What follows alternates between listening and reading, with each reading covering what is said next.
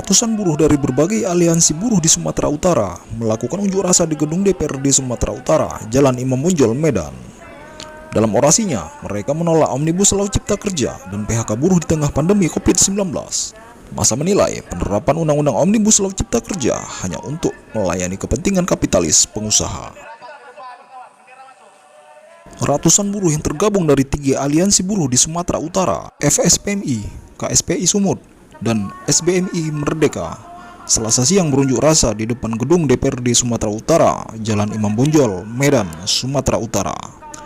Dengan membawa spanduk dan poster, mereka mengecam jika diberlakukannya Undang-Undang Omnibus Law Cipta Kerja dan PHK buruh yang dilakukan perusahaan di tengah pandemi COVID-19.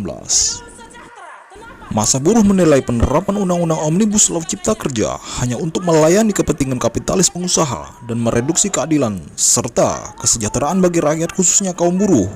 Karena undang-undang tersebut akan menerapkan sistem kerja kontrak seumur hidup, hilangnya sanksi pidana bagi pengusaha, buruh mudah di PHK, dan hilangnya upah minimum sektoral kabupaten kota. Selain meminta DPRD Sumatera Utara ikut menyalurkan penolakan buruh terhadap penerapan Omnibus Law Cipta Kerja dan PHK buruh yang dilakukan perusahaan di tengah pandemi COVID-19, massa juga mendesak DPRD Sumatera Utara untuk menambahkan kuantitas, kualitas, dan anggaran bagi lembaga pengawas ketenagakerjaan di Disnaker Sumatera Utara, sehingga permasalahan-permasalahan buruh di Sumatera Utara dengan mudah segera diselesaikan. Tujuan aksi kami hari ini, kami dari elemen Federasi Serikat Pekerja Metal Indonesia bersama Serikat Buruh Merdeka Indonesia, hari ini kami melakukan unjuk rasa nasional yang dipusatkan di Jakarta. Kami buruh di Sumatera Utara juga menolak Omnibus Law untuk disahkan. Untuk itu, kami buruh di Sumatera Utara tegas menolak Omnibus Law. Kami mohon sekali lagi kepada pemerintah, kepada DPR RI di Jakarta agar membatalkan RUU Omnibus Law dengan segera. Kita berharap supaya pemerintah jangan memaksakan Undang-Undang Omnibus Law ketenagakerjaan terhadap pekerja. Kenapa? Karena pekerja sendiri pada saat ini sangat banyak menghadapi masalah, apalagi pasca adanya COVID ini.